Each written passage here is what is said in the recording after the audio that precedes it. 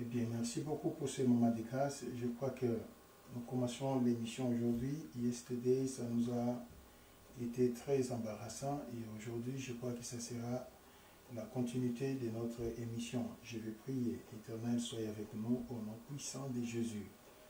Que notre enseignement te donne gloire. Enseigne ton peuple par le nom puissant de Jésus. Amen.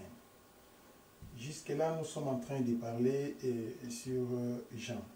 Et exclusivement, nous sommes dans le livre de Jean, chapitre 6, verset 22 jusqu'au verset 59. C'est ce qui est l'objet de notre titre. Et je crois que nous sommes en train de faire un peu de balancement. Nous allons comprendre une chose qui est réellement, les gens qui avaient constitué la Bible, ce sont des véritables théologiens, des véritables historiens, des véritables scientifiques et des hommes, des chercheurs. Ce sont des intellectuels. Ils ont regroupé la Bible, surtout le Nouveau Testament, selon les styles de contenu. Regardez-moi les évangiles. C'est 4 personnes qui avaient écrit les évangiles, mais il les a classifiés dans un même lieu. Parce qu'ils ont commencé par décortiquer l'arrivée de Jean-Baptiste, de Jésus et le travail de Jésus. En l'occurrence, nous connaissons la naissance de Jésus, le baptême de Jésus, et les paraboles de Jésus, le miracle de Jésus, l'Apocalypse de Jésus, la mort et la résurrection de Jésus, ainsi que l'ascension de Jésus. Ils avaient décortiqué sur cela et on les a classés dans les premiers plans. Et nous avons l'unique livre historique du Nouveau Testament, c'est l'Acte des Apôtres. On les a placés après les évangiles. Pourquoi? Parce que les évangiles nous a parlé de l'arrivée du Saint-Esprit vers la fin. Maintenant, l'Acte des Apôtres nous a parlé de l'arrivée du Saint-Esprit juste au début. C'est pour cela qu'on avait placé l'Acte des Apôtres collabé avec les évangiles. Et après cela, nous avons les études de Paul. Quand nous allons voir les études de Paul, Paul était une personne multisystème. Il était une personne très forte et très puissante. Il avait presque tous les styles en lui. Mais les épîtres de Paul varient d'un peuple à un autre. Les Romains étaient beaucoup trop liés dans la coutume. C'est ainsi Paul écrivait des lettres relativement comment est-ce que la foi sauve, la foi est au-dessus des coutumes. Par contre, les Corinthes étaient une église, étaient un peuple affermi et ils avaient besoin de dons spirituels. C'est ainsi Paul avait parlé plus sur ce qui est le Saint-Esprit et il avait solidifié un peu l'essence de la loi vers la fin du livre des Corinthiens. Les styles qu'il avait utilisés dans le livre des Corinthiens, on voit clairement qu'il est en train d'adresser aux chrétiens affermis. Mais par contre, les styles utilisés en romain, il est en train d'adresser aux païens. Mais quand il est arrivé dans le livre de Galates ainsi que Éphésiens, vous allez voir que là-bas, ce sont des gens qui étaient traditionnels dans la loi, croyant être sauvés par la loi. C'est ainsi, vous allez voir les styles qui à l'intérieur, Paul parlait plus de la foi qui est au-dessus de la loi. Et quand vous allez voir le peuple de Thessalonique, c'est un peuple beaucoup plus évolué dans la parole encore. Et là, Paul avait directement martonné. Il a parlé sur des choses dures. Et il a parlé sur le retour de Jésus d'une façon incroyable. Vous voyez comment ça se passait. Et quand nous allons voir maintenant les livres de Timothée, les livres de Timothée n'avaient pas été adressés par un peuple, mais par un individu qui était le pasteur Timothée. C'est ainsi, vu la maturité de Timothée, Paul parlait sur l'organisation de l'église locale. Il a parlé sur les diaconos, l'ancienat. Il a parlé sur les évêques, que nous appelons aujourd'hui les bishops. Vous voyez, quand on dit évêque, on voit bishop, mais en français, ça signifie tout simplement un surveillant, je crois. C'est comme ça que ça se passe. Et il a parlé sur la structure de l'église, la conduite des veuves, des orphelins. Ça, c'est les conseils qu'il adressait à son enfant spirituel qui était Timothée. Alors maintenant, cela s'était arrêté dans les livres de Philémon, les textes de Paul. Mais quand nous allons commencer à œuvrer jusqu'au dans les livres de 3 Jean, c'est le même style. Quel a été ce style? Sans la sanctification et la foi, personne ne sera sauvé. Les contenus, c'est ça. Le fond, c'est ça. Donc, les écrivains de ces livres, ce sont les différentes personnes. Hébreu, l'écrivain est inconnu. Mais Jacques, c'est Jacques qui avait écrit. Pierre, c'est Pierre qui avait écrit. Et 1 Jean, 2 Jean, 300, ce sont les livres qui appartiennent à leurs auteurs. Là-bas, on a beaucoup parlé sur la crainte de l'Éternel. Sans la crainte de l'Éternel, personne ne verra Dieu. Et c'est comme ça que ça se passe. Ce sont des livres qui poussent les gens dans la crainte de l'Éternel, dans la fuite des péchés, qui poussent les gens de vivre dans la sanctification, dans la crainte, dans l'obéissance à l'Éternel, pour rencontrer Jésus. On a placé tous ces livres-là dans un même bloc. Et à la fin, maintenant, on nous a parlé sur l'Apocalypse. Il est évident que l'Apocalypse nous parlera de la fin du monde. Il est tout à fait normal qu'on puisse placer les livres d'Apocalypse à la fin de tous les livres du Nouveau Testament. Sur les 26 livres du Nouveau Testament, l'Apocalypse, c'est à la fin. Or, on pouvait les placer aussi avant, surtout que ça commence par la lettre A. On pouvait les placer avant Apocalypse, après les évangiles. Mais on a placé Apocalypse dans les derniers. Au dernier de tous les livres. Mais pourquoi ils avaient fait ça? C'est parce que ces gens sont des intellectuels. Ils savent que l'Apocalypse nous parle de la fin. Et c'est pourquoi on a placé cela à la fin de tous les livres. C'est le dernier de tous les livres de la Bible. Essayez un peu de comprendre tout ce que je suis en train de vous parler. Retournons dans les évangiles. Nous venons d'étudier l'évangile selon Matthieu, Marc, Luc, et maintenant nous sommes dans les livres de Jean. Jean, c'était un monsieur qui était formidable. Il avait perfectionné d'une façon incroyable la divinité de Jésus. Quand Jésus parlait, lui ne retenait que les paroles qui étaient relatives à la divinité que beaucoup de gens laissaient. Parce que nous allons voir la similarité, la concordance des faits entre Marc, Matthieu et Luc. Mais arrivé à Jean, il a une particularité des faits. Il a développé une particularité incroyable. Incroyable.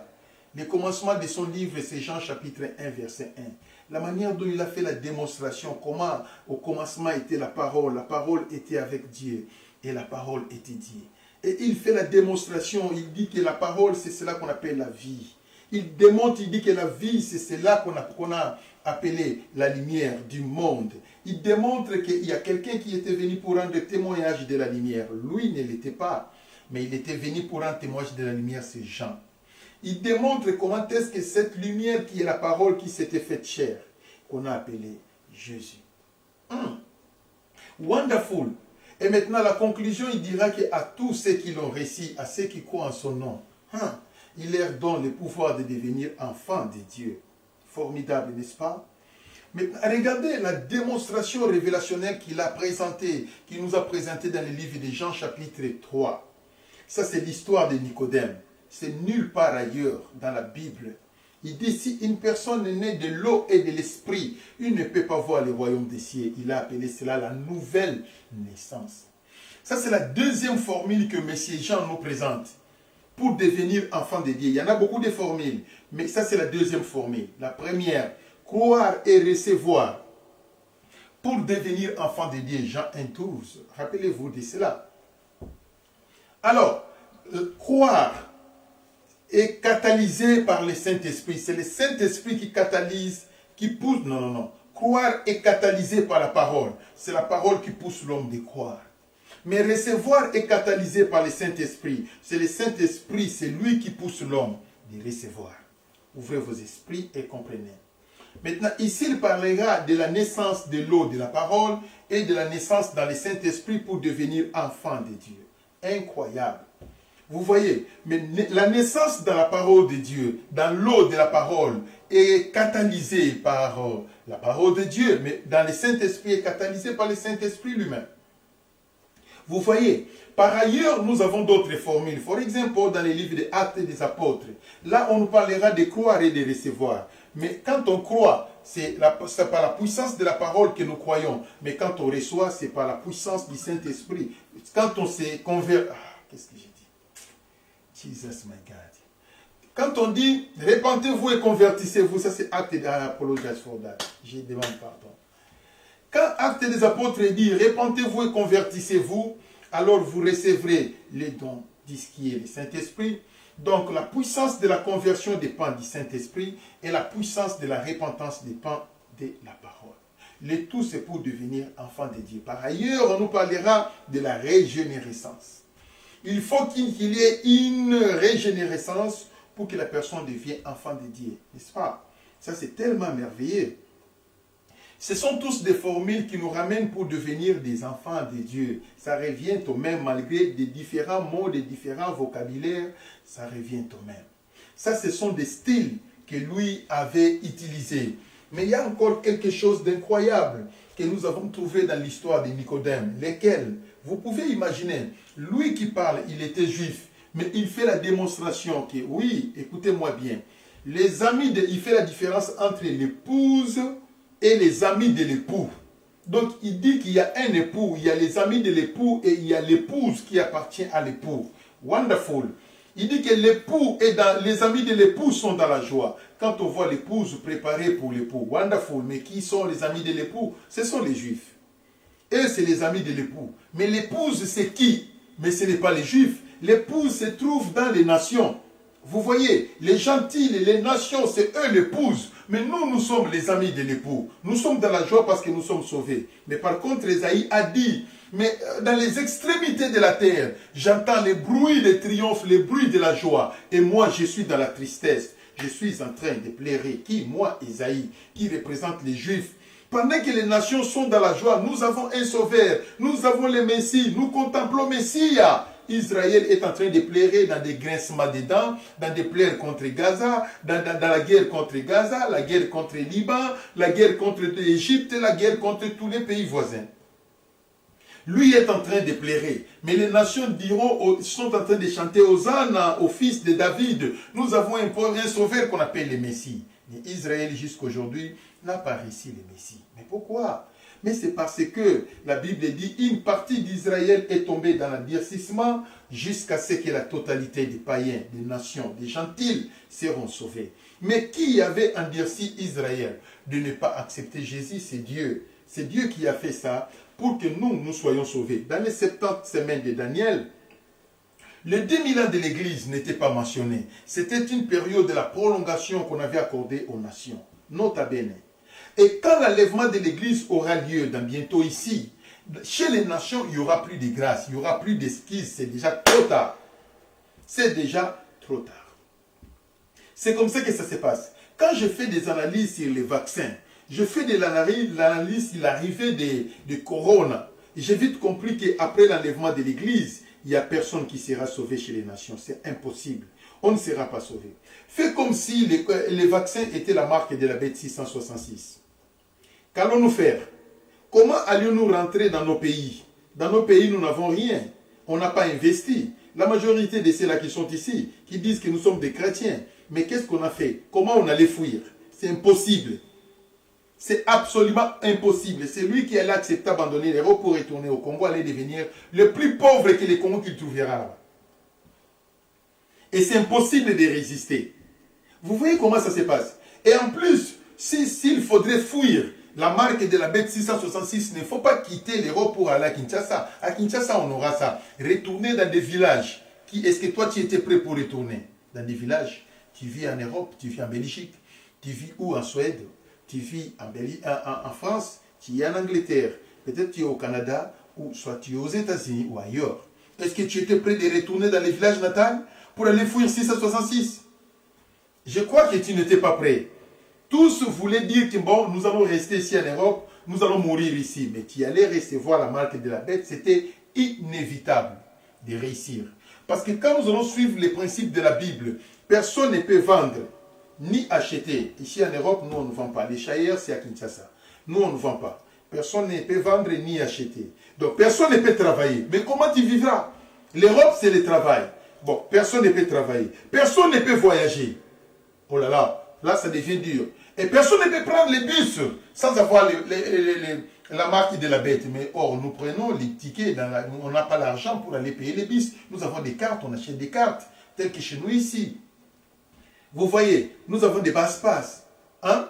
Bon, maintenant, vous n'avez pas le droit d'acheter les basse-passes because vous n'avez pas la marque de la bête. Bon, vous n'allez pas utiliser les banques. Mais comment, ici en Europe, ce sont les banques?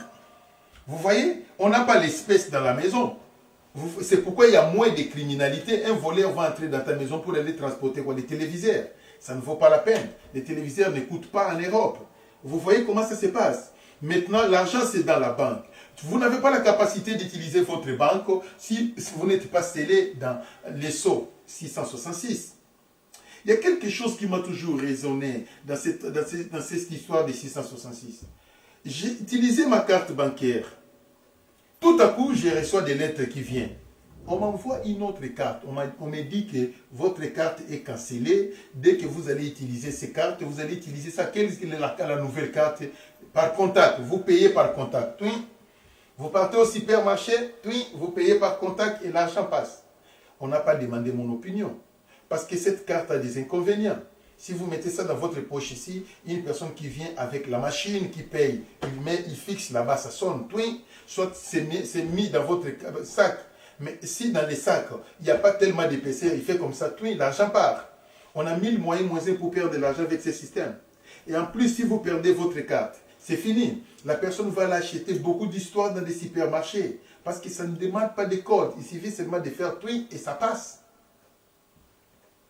C'est incroyable. Vous voyez comment ça se passe. Mais par contre, la première carte qu'on utilisait, il faut d'office utiliser ceci. Mais nous avons réussi ça obligatoire sans notre permission.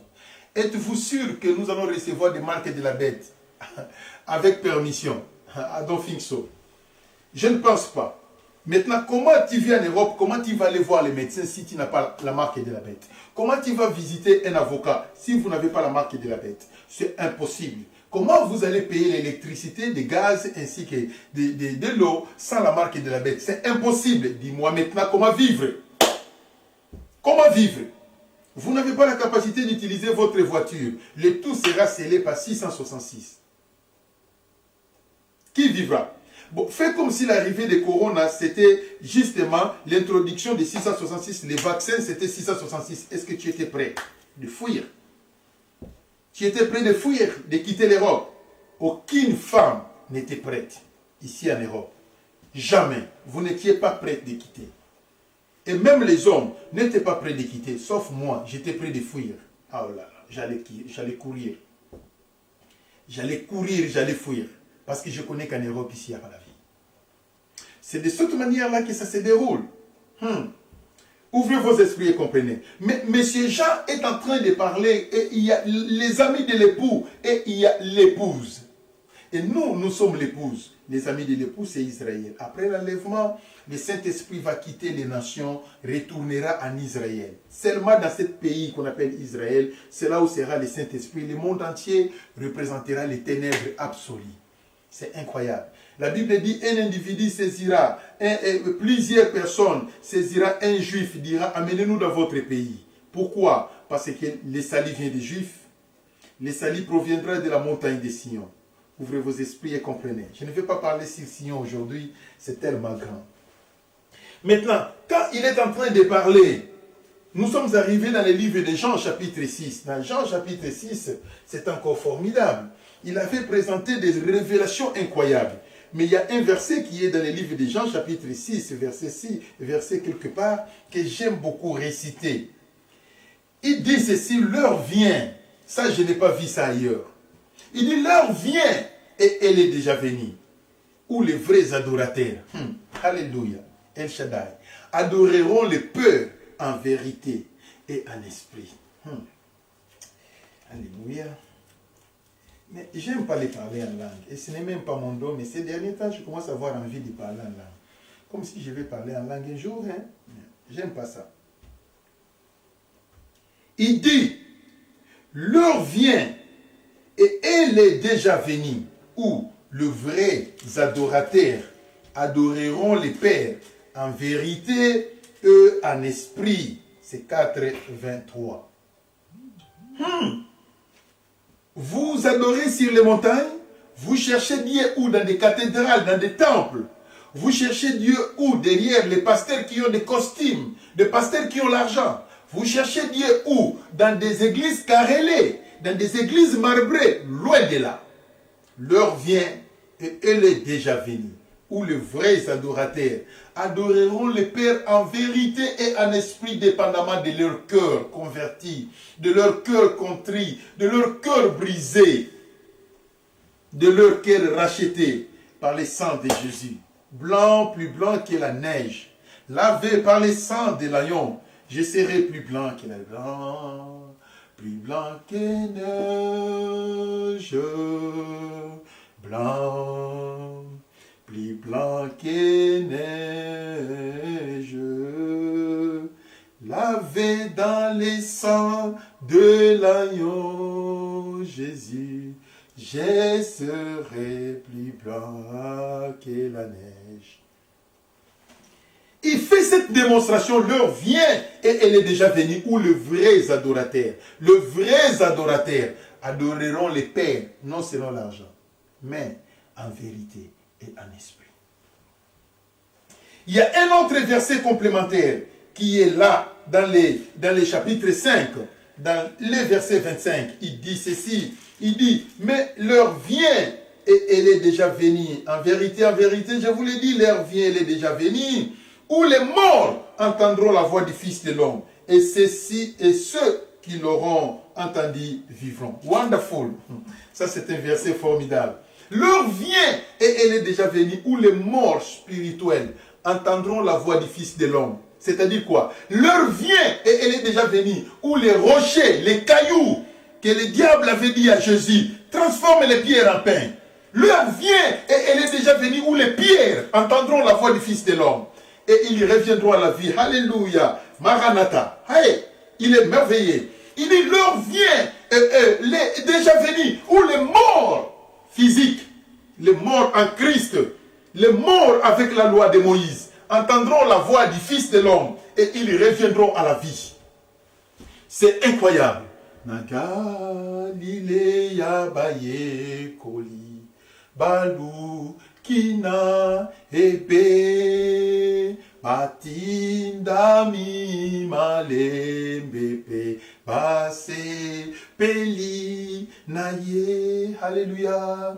Batindami malembe, batindami malembe, batindami malembe pe base peli naye. Batindami malembe, batindami wapi, batindami pour la nini. C'est pour apporter la bonne nouvelle aux cailloux, apporter la bonne nouvelle aux pierres, pour que le pierre entende la voix du Fils de l'homme. Et ils ressusciteront, reviendront à la vie. Depuis qu'ils étaient morts dans les jardins d'Éden. Mais il faudrait qu'ils ressuscitent par la puissance de la parole. Par la puissance de Jésus de Nazareth. Wonderful. Mais bien aimés dans le Seigneur, ouvrez vos esprits et comprenez. Mais il a fallu que les gens qui sont morts avec la loi de Moïse reviennent à la vie. Par la puissance de la parole. N'est-ce pas? C'est incroyable. Et Jésus est mort, il est allé prêcher aux esprits en prison. Quand il a prêché les esprits en prison, il a séparé les séjours des morts des chrétiens et les séjours des morts des païens. Il a séparé cela. Les séjours des morts des chrétiens qu'il a appelés paradis, les séjours des morts des chrétiens qu'il a appelés les saints d'Abraham. Vous voyez comment ça se passe? C'est de cette manière-là. Mais ici, sur la terre, nous vivons ensemble. Nous utilisons les mêmes routes. Nous utilisons les mêmes bus. Nous achetons les mêmes voitures. Nous habitons dans les mêmes quartiers. Presque généralement, ça se passe comme ça. On emprunte les mêmes bateaux. Mais dans les séjours des morts, on n'a pas les mêmes routes. On n'a pas les mêmes chemins. Jamais. Dans les séjours des morts, on n'a pas les mêmes quartiers. Alléluia. Dans les séjours des morts, tout est séparé. Vous, vous êtes dans notre ciel. Nous sommes dans notre ciel. Il y a un grand abîme qui nous sépare. Ainsi dit la parabole de l'homme riche et Lazare. Il y a un grand abîme qui nous sépare. C'est impossible qu'on soit ensemble. Écoutez-moi mes bien-aimés. Persévérez les enfants de Dieu. Même si vous n'avez pas l'argent, même si vous n'avez pas le travail, vous vous réveillez le matin, vous posez des questions. Mais qu'est-ce que je vais manger? N'abandonnez pas la foi. N'abandonnez pas Jésus. N'abandonnez pas Jésus. Ça, c'est une souffrance qui passera. Peut-être que nous avons la souffrance de 120 ans. Comme il a été écrit, la durée de la vie de l'homme sera de 120 ans. Mais après 120 ans, nous aurons le bonheur éternel dans l'éternité. Wonderful, n'est-ce pas? Mais bien aimé dans le Seigneur, à celui qui vaincra vivra éternellement. Qu'est-ce que signifie éternellement? Libélana, libélana, libélana, libéla. Nous serons devant la face de l'Éternel. Éternellement, nous serons devant sa face. N'abandonnez pas sa foi. N'abandonnez pas la foi à cause du diable, à cause de la pauvreté. N'abandonnez pas la foi parce que tu as des difficultés. Chef de famille et tu n'as rien. Ne craquez pas. Donnez votre vie à Jésus. S'il ne te donnera pas l'argent, il te donnera la joie. S'il ne te donnera pas l'argent, il te donnera la paix. N'abandonnez pas la foi parce que vous n'avez pas les maris, parce que vous n'avez pas les mariages. N'abandonnez pas la foi parce que vous êtes toujours malade. Le corps ne sert à rien. Le corps peut être malade demain, ça partira au tombeau. Ce n'est pas un problème. Mais gardez Jésus, Jésus, Jésus, Jésus, Jésus de Nazareth. C'est celui qui a la capacité d'accompagner ton esprit au tombeau. Quand Dieu a envoyé Jésus dans le monde, l'objectif de Jésus, c'est de sauver l'âme, de sauver l'esprit, de sauver l'esprit de l'homme. Ça, c'était la mission de Jésus, c'était de sauver l'esprit. Mais l'âme et le corps étaient des compléments. C'est de cette manière-là que ça, ce sont des pains qu'il donnait aux gens. Vous voyez, mais l'objectif de Jésus, il faudrait que l'esprit de l'homme soit sauvé. C'est comme ça que ça se passe. Écoutez-moi mes bien-aimés, donne ton esprit en Jésus, donne ton cœur à Jésus, donne ta vie à Jésus. Ça ne vaut pas la peine d'être là avec plusieurs femmes. Un homme avec beaucoup de femmes à cause de l'argent. Abandonnez, laissez ça. Il ne faut pas continuer d'être ivre. Tu es toujours devant l'alcool. Repentez-vous et convertissez-vous. Jésus vient bientôt. Il ne faut pas toujours être là dans la prostitution. Repentez-vous et convertissez-vous. Jésus vient bientôt. Il ne faut pas être là dans la cupidité. Tu veux toujours avoir beaucoup d'argent. L'argent que vous attrapez dans des voies malhonnêtes, dans les usurpations, dans les mensonges, dans des escroqueries, dans des vols qualifiés. Repentez-vous et convertissez-vous, car Jésus vient bientôt. C'est de cette manière-là que ça se passe. Il faudrait que le cœur se convertisse. Il faut que le cœur se répande. Il faut que le cœur abandonne tous les mal. C'est cela qui est très important aujourd'hui. Écoutez-moi, mes bien-aimés. La Bible dit ici, vous entendez sa voix. N'endurcissez pas votre cœur. Mais pourquoi vous allez endurcir le cœur? En quoi vous n'allez pas endurcir le cœur? Il faudrait accepter Jésus. Dis à Jésus, je renonce à tous les mal. Je renonce à tous les péchés. Je suis fumeur, mais je vais jeter la cigarette. Je renonce à tous les mal. Je connais que je fais trop de mal. Jésus, pardon. Peut-être que c'est la sorcellerie. Tu diras, Dieu, pardonne-moi, car je suis sorcier. Je vais abandonner la sorcellerie. Peut-être que c'est la magie. Tu diras, Dieu, pardonne-moi, parce que je suis occultiste. Je vais abandonner. À ce moment-là, il aura prêt de te recevoir. Mais quand tu vas te confier trop aux œuvres de la chair, il faut faire très attention. Oh, nzoto nangai. Nzoto oyokisi ngai soni napesi yo biloko nyonso nzoto okei na lilita opesi nga ata merci te na manso nasaleli yo nzoto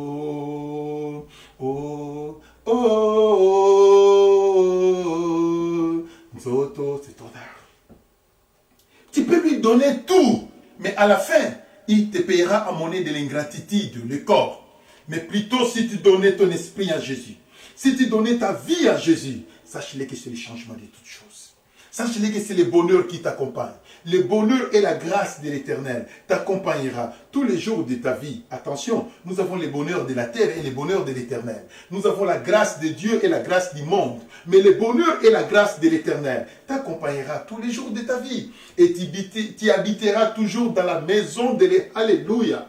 Dans la maison de l'Éternel jusqu'à ce qu'il sera de retour. Donc, c'est-à-dire quoi? Il ne te délaissera jamais. Il ne t'abandonnera jamais. Ça, c'est l'amour de Dieu dans ta vie. Soyez dans la joie. Jésus t'aime. Jésus t'aime. Il ne te regarde pas selon tes péchés. Jésus ne compte pas tes péchés. Mais il veut un seul syllabe. Jésus, pardonne-moi. Vous voyez, une seule phrase. Jésus, pardonne-moi, je suis pécheur. C'est fini. Ça suffit pour que tes péchés te soient pardonnés. Il t'aime beaucoup. Il t'aime beaucoup. Il t'aime beaucoup. Approchez-vous de Dieu et il s'approchera de vous. Ouf! Ça, ce sont les analyses de M. Jean. Maintenant, quand nous sommes arrivés exactement dans le livre de Jean chapitre 6, vous savez, quand je lis Jean 6, comme si soit Yindi, Sakima B, ou on appelle ça Yindi. Parce que les gens ont quitté de l'autre côté de la rivière pour suivre Jésus. poussant Jésus de faire encore le miracle de la multiplication des pains. Jésus dit aujourd'hui, il n'y a pas le miracle de la multiplication des pains, mais c'est l'évangile. Hier, vous avez mangé le pain qu'on a fabriqué, le pain fabriqué par les hommes. C'est cela qu'on a multiplié, mais aujourd'hui, vous allez manger le pain du ciel. Et en plus, j'en fais le rapport, le parallélisme entre la manne mosaïque. Il dit que vous avez mangé la manne, vos pères ont mangé la manne et sont tous morts. Vous croyez que la manne venait du ciel. La manne ne venait pas du ciel. La manne est terrestre. Mais voici le pain de vie. C'est moi qui suis le pain de vie. Vous voyez comment ça se passe. Donc, dans la manne de Moïse, c'est la manne cachée. Mais la manne qui est Jésus, c'est la manne révélée. C'est ça la différence. Mais quand vous allez vous approcher de Jésus, la Bible dit ceci, vous serez dans les transformations de l'intelligence afin que vous sachiez quelle est la volonté de Dieu. Rien ne vous échappera encore parce que Dieu vous enseignera lui-même. C'est Dieu qui sera votre professeur. Wonderful, n'est-ce pas? Wow, Jésus est merveilleux. C'est lui seul qui sera votre professeur. Regardez le niveau de la révélation que lui a commencé à présenter devant les gens. Quand il dit, il fait les rapports selon Jean chapitre 6, verset 31 à 32. Vous voyez, il dit, mais Moïse vous a donné les pains. I'm gonna read here, parce que c'est le sujet déjà.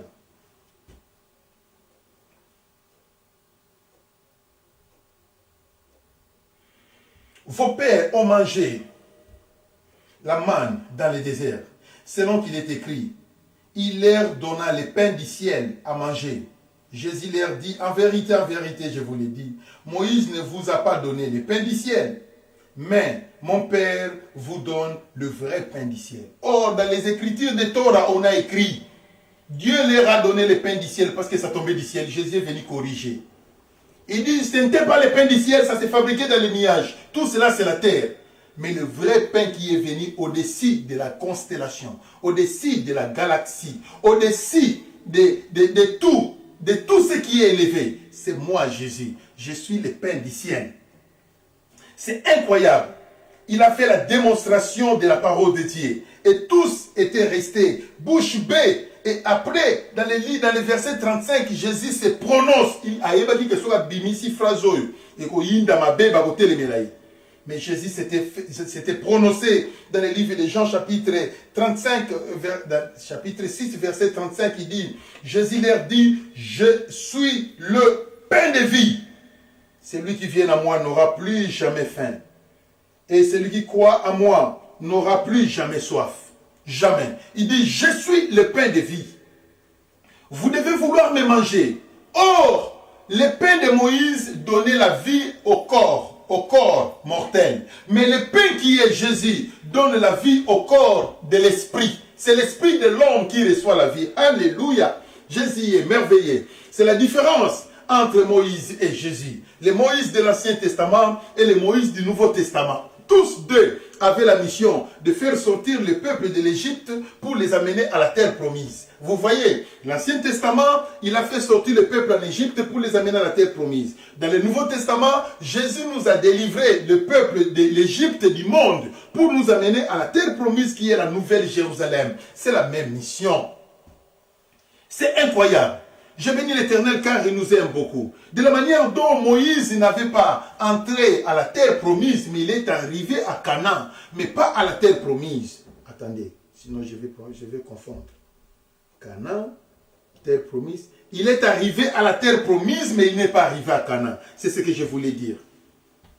Vous voyez comment ça se passe? C'est de cette manière-là. C'est pareil avec Jésus. Jésus nous a rachetés. Il ne nous a pas conduits au ciel. Mais il y a une autre personne. Là-bas, c'était Josué. Mais à notre époque, c'est le Saint-Esprit. C'est lui qui nous conduira jusqu'à Canaan. C'est comme ça. Mais au moins, nous sommes déjà dans la terre promise, qui est l'église corps du Christ. C'est déjà un corps mis à part. C'est déjà un corps céleste. Nous contemplons la grandeur et la puissance de Dieu dans l'église corps du Christ. Si tu veux les connaître, il faut être branché en Jésus. Il n'est pas voir les péchés. Il faut que le Saint-Esprit habite en vous. Alors, vous comprendrez que réellement, nous sommes de la terre, mais nous ne sommes pas de ce monde. Parce qu'il y a quelqu'un qui nous gère, il y a quelqu'un qui nous contrôle. Cet homme s'appelle le Saint-Esprit. J'ai béni l'Éternel, ça c'était le point 4. Écoutez-moi maintenant le point 5. Ça, c'est Wonderful 39 à 40. 39 à 40, il est écrit. Or, la volonté de celui qui m'a envoyé, c'est que je ne perds rien de tout ce qu'il m'a donné, mais je les ressusciterai au dernier jour. La volonté de mon Père, c'est que quiconque voit le Fils croit en lui. Et il aura la vie éternelle. Et je les ressusciterai au dernier jour. Quelle est la volonté du Père? Que Jésus ne perd aucun de ceux-là que le Père lui a donné. Ça, c'est une phrase qui m'a beaucoup stupéfait. Tous les hommes de Dieu qui me suivent, est-ce que vous comprenez les soucis que Jésus avait? Il dit, la volonté de mon Père, que je ne perds aucun de ceux-là que le Père m'a donné. Mais regardez les soucis des pasteurs aujourd'hui. Les soucis des pasteurs aujourd'hui, même si les bandits sont en train de se perdre, ils s'en foutent. Son problème, c'est les mabonza. Qui va s'aimer? La distribution des enveloppes, c'est ça qui prime. Les problèmes, il y a Moguba, Koufa, Nabango. Oh, les bandits, je ne fais pas ça. Les pasteurs n'ont plus le temps de prendre le temps avec leurs adeptes comme la poule qui garde les poussins en dessous de ses ailes. Aujourd'hui, les pasteurs ne le font plus. Les pasteurs sont devenus des businessmen. Les pasteurs se retrouvent où? Les pasteurs Thiaou à Dubaï. Pasteur Thiaou, je suis à Mbanjo. Pasteur Thiaou, je fais le business ailleurs. Vous voyez, le business est entré à l'église. Mais ne vous en faites pas. Dans bientôt, l'ange de l'Éternel viendra avec les fouets. Tous les pasteurs et les mamans pasteurs qui ont introduit les ristournes à l'église, les commerces à l'église seront fouettés à l'église. Sortez! L'église de Dieu n'est pas un lieu de commerce, n'est pas un lieu de business, c'est un lieu de la prière. Quand vous partez à l'église, c'est pour adorer, c'est pour louer, ce n'est pas pour faire le business. Vous voyez comment ça se passe? Les appels de fonds, ce n'est pas un moyen de gagner seulement de l'argent pour aller construire des maisons. Non, les soucis de Dieu, que vous ne perdez aucune personne. Très cher pasteur, tu as déjà perdu combien dans ton église à cause de la malhonnêteté? Tu as perdu combien dans ton église? Tu t'es chamaillé avec les adeptes, tu les détestes, tu calomnies tes propres adeptes. Il y a combien de personnes que tu es en train de perdre? Or, la Bible dit, ainsi dit Jésus, la volonté de mon Père, que je ne perds aucun de ceux-là que tu m'as donné. Écoutez la prière sacerdotale. Père, je n'ai perdu aucun de ceux-là que tu m'as donné, si ce n'est que le fils de la perdition. Il n'était pas le fils de la perdition à cause de moi, mais lui-même, c'est la loi de la prédestination. Ça, c'est la volonté du Père. Ma soeur, tu es protocole, tu es intercesseur, tu es diacre, diagonesse, tu es quoi dans votre église? La volonté de votre Dieu, le Dieu que tu pars servir à l'église, et que tu ne perds pas les âmes du Seigneur à travers les calomnies, et que tu ne perds pas les âmes du Seigneur à travers les biloba-loba, et que tu ne perds pas les âmes du Seigneur à cause de ton sale comportement. Vous voyez, c'est de cette manière-là que ça se passe. Ne perdez personne. Confiez-vous à l'Éternel. Accrochez-vous à l'Éternel, car c'est lui qui est le rémunérateur des saints. C'est lui qui te payera, le grand Dieu du ciel, le grand Elohim. Ne soyez pas là pour perdre les âmes du Seigneur, mais soyez là pour protéger les âmes du Seigneur. Alléluia. Ça, c'était notre point 5, les analyses 5. Nous allons passer vite aux analyses 6. Il est écrit dans les versets 36, 44 à 45. 44 à 45, il est écrit, nul ne peut venir à moi si le Père ne l'a pas, si le Père qui m'a envoyé ne l'attire. Je ne les ressusciterai au dernier jour. Je les ressusciterai au dernier jour. Il est écrit dans les prophètes. Ils seront enseignés de Dieu. Ah, ça c'est la phrase que j'ai cherchée. La Bible dit, personne ne peut venir à moi si le Père ne lui a pas envoyé. Écoutez-moi bien. Personne ne peut venir à moi si le Père ne lui a pas envoyé de venir auprès de moi. Nous sommes des pasteurs. Pasteurs, apôtres, malgré toutes les stratégies que nous pouvons utiliser, les gens ne viendront pas vers toi si ce n'est que les gens que Dieu a envoyés de venir auprès de toi. Les hasards n'existent pas. Ceux-là qui sont connectés dans les canaux J, ce sont les prédestinés de l'Éternel qui se préparent pour rencontrer Jésus. Parce que je ne suis pas le pasteur de l'enfer, je suis le pasteur du ciel. Vous voyez, et quand je prêche, c'est pour préparer les gens à aller au ciel. Les gens qui aimeront l'évangile, la prédication de l'Ike Maenda, ce sont les gens qui ont la volonté, l'amour d'aller au ciel. C'est de cette manière-là que ça se passe. L'évangile des jours, ce n'est pas l'apocalypse. L'évangile des jours, de l'heure, ce n'est pas l'arrivée, enseigner les gens sur les mystères de la femme, les 7 trompettes, les 7 sceaux. Alors c'est ça l'évangile de l'heure. Jamais tu peux écouter l'évangile sur les 7 sceaux et tu iras en enfer. L'évangile de l'heure, répentez-vous et convertissez-vous. Car Jésus vient bientôt. C'est avec la repentance que tu peux avoir Jésus. Ce n'est pas aller faire l'eschatologie. L'eschatologie ne t'amènera nulle part. Vous voyez, ce n'est pas avoir la mission, les diplômes en missiologie, alors tu verras Jésus. La missiologie ne t'amènera nulle part. Et loin encore l'enseignement sur la christologie, à la théologie en grosso modo. Ce n'est pas ça. Mais ce qui est plus important en vous, c'est la repentance, que votre cœur change, que votre cœur soit transformé par le renouvellement de l'intelligence. Alors, vous hériterez le ciel. La Bible dit... Tous les rachetés de l'Éternel, les gens qui sont venus en Jésus, les gens qui aiment Jésus, la Bible dit, ils seront enseignés par Dieu. Ce n'est pas les pasteurs ricains. C'est rien qui peut les enseigner, c'est Dieu lui-même. Ils comprendront les body language de Dieu. Ils comprendront les paroles paraboliques, les proverbes de Dieu.